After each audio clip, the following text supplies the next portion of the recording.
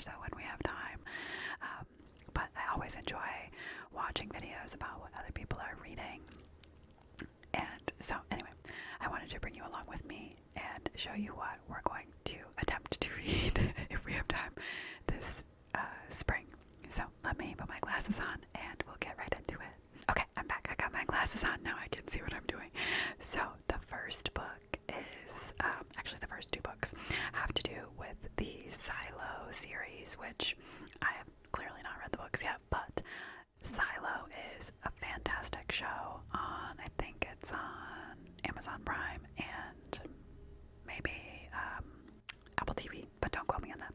Anyway, so good. I think there's either been 1 or 2 seasons. It's been a while. I think I want to say they're either recording season 2 or season 3, but life has been kind of a blur lately. So such a good show, like dystopian, like people living in these silos, these underground silos after, I'm assuming, like a nuclear fallout or something, and just like people's day-to-day lives. And then there's, everybody believes, right, that they can't go outside. Like there's an entire generation of people that have been born inside these underground silos and have been told that, oh, you can never go outside. And so, of course, this new generation of individuals is questioning whether or not that's actually true. And some people get sent outside, and then you can see like what happens to them once they got into this like supposed nuclear wasteland. But it's kind of like, is their silo government lying to them, or like what is the reality? So it's kind of like this like shape-shifting psychological thriller, and my husband and I both love it. So anyway, the first book after all that is the Silo first book.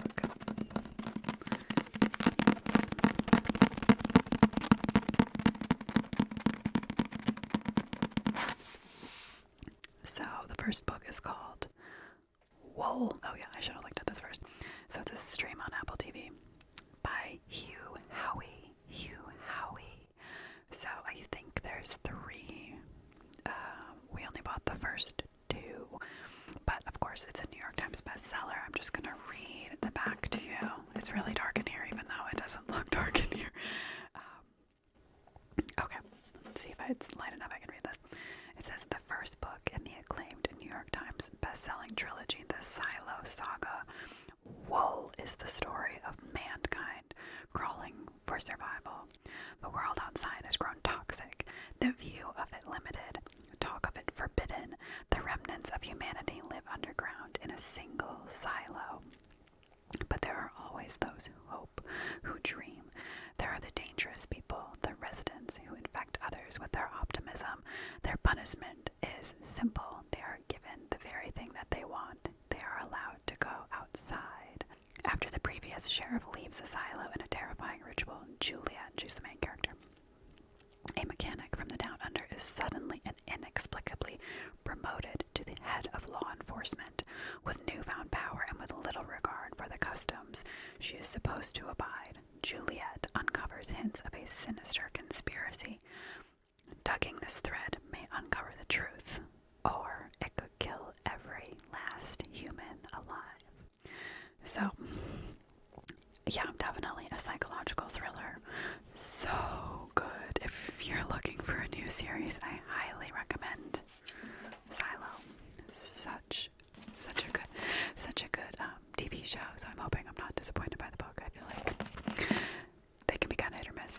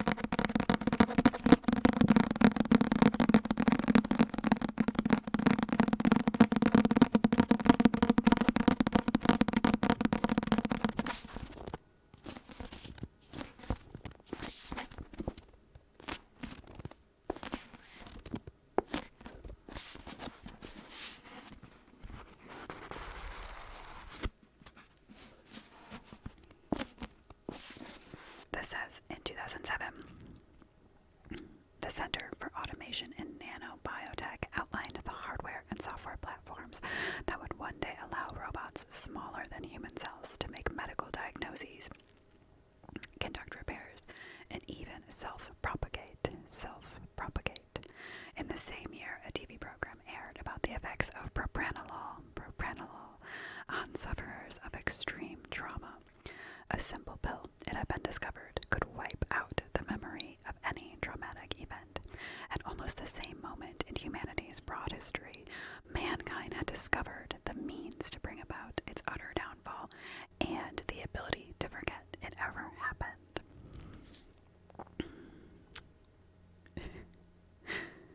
Alright, I don't know, that sounds wild. Okay, it looks like there's one more book we didn't buy. It's called Dust. So when we finish these two, we'll have to look into that one, but I don't know. Sounds interesting for sure.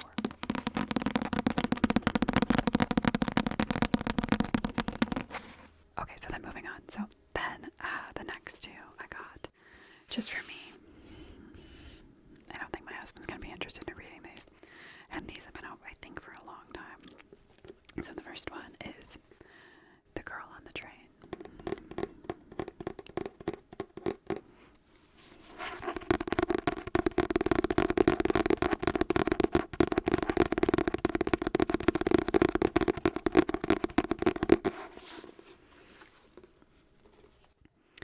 So this one is by Paula Hawkins. I was just looking to see when this was published. Yeah, 2015. Okay. So this one says, oh no, it's a major motion picture. I haven't seen the movie either. Okay. Every day the same. Rachel takes the same commuter train every morning and night. Every day she rattles down the track, flashes past a sketch of cozy suburban homes, and stops at the signal that allows her to daily watch the same couple breakfasting on their deck. She's even started to feel like she knows them. Jess and Jason, she calls them. Their life, as she sees it, is perfect. Not unlike the life she recently lost until today. And then she sees something shocking. It's only a minute until the train moves on, but it's enough. Now everything's changed. Unable to keep it to herself, Rachel goes to the police. But is she really as unreliable as they say? Soon she is deeply entangled not only in the investigation, but in the lives of everyone involved. Has she done more harm than good? So, Vanity Fair says nothing is more addicting than The Girl on the Train. I don't know, it sounded interesting to me, and I've heard a lot of people like it, so I thought I would give it a try.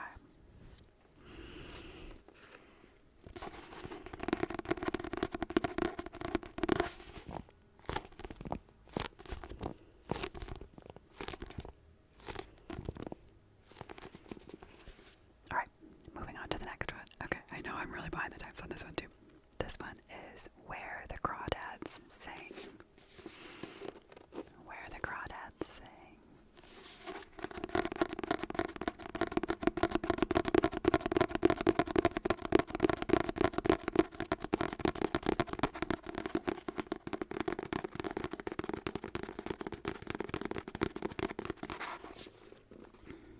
This one.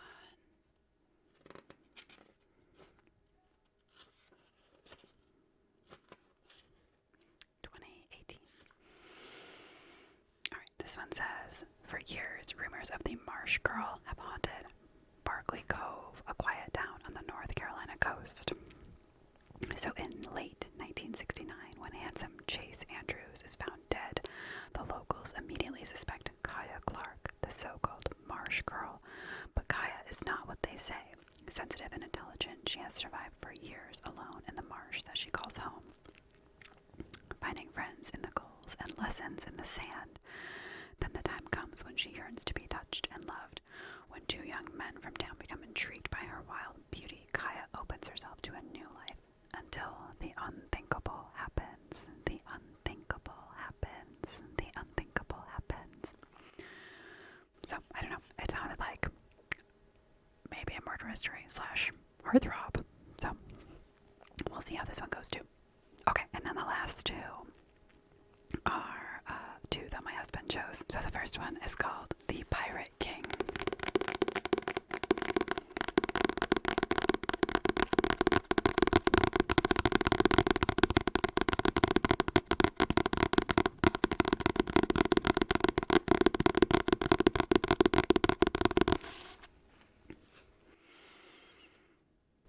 Okay, this one says, the incredible story of the Robin Hood of the seas who absconded with millions during the golden age of piracy and who harbored an even greater secret. Alright, this one's kind of long, so we'll see if I read the whole thing. Henry Avery of Devon pillaged a fortune. Henry Avery of Devon pillaged a fortune from a Mughal ship off the coast of India and then vanished into thin air and into legend. His contemporaries crowned him the Pirate King for pulling off the richest heist in pirate history and escaping with his head intact, unlike Blackbeard and his infamous flying gang. Avery was now the most wanted criminal on earth. To the authorities, Avery was the enemy of all mankind. To the people, he was a hero. Rumors swirled about his disappearance. The only certainty is that Henry Avery became a ghost. What happened to the notorious Avery has been pirate history's most baffling cold case for centuries. Now, in a remote archive, a coded letter written by Avery, the pirate himself, years after he disappeared, reveals the stunning truth about a pirate that came in from the cold. Sean Kingsley and Rex Cohen brilliantly tie Avery to the shadowy lives of two other icons of the early 18th century, including Daniel Defoe, the world-famous novelist, and as few people know, a deep-cover spy, and Archbishop Thomas Tennyson, a Protestant with a hatred of Catholic France. The Pirate King brilliantly reveals the epic story of Henry Avery in all its colorful glory, his exploits, his survival, his secret double life, and how he inspired the golden age of piracy. So, that's a much more my husband's style, but it does sound interesting, so we'll see if I end up reading it too. So, that's The Pirate King. And then the last one is called Fahrenheit 451 by Ray Bradbury.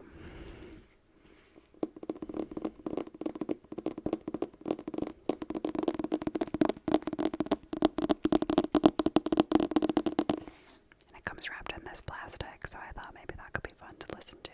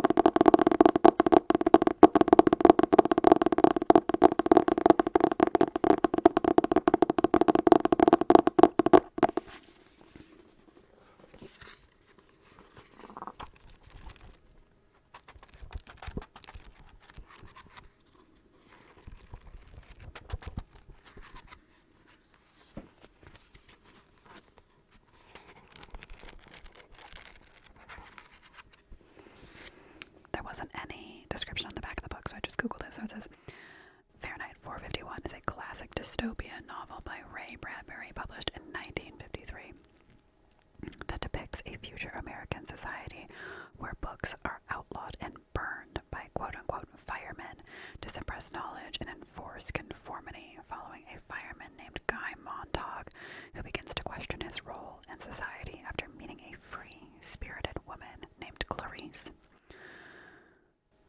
The story explores themes of censorship, technology's impact, and the importance of literature as Montague rebels, hides books, and eventually joins a group dedicated to preserving them by memorizing their contents. This sounds like a book that definitely suits my husband. So I think you'll really like that. So anyway, those are all of the books that we picked up. I hope that some of them sounded interesting to you, and I hope that you do check out the Silo TV series because I do highly recommend that. Let me know if you've read these books and if you have any thoughts on them, or if you're in the middle of reading them, or what you're reading this spring. I'm interested to know. So thank you so much for watching today. I hope you all have a wonderful rest of your day.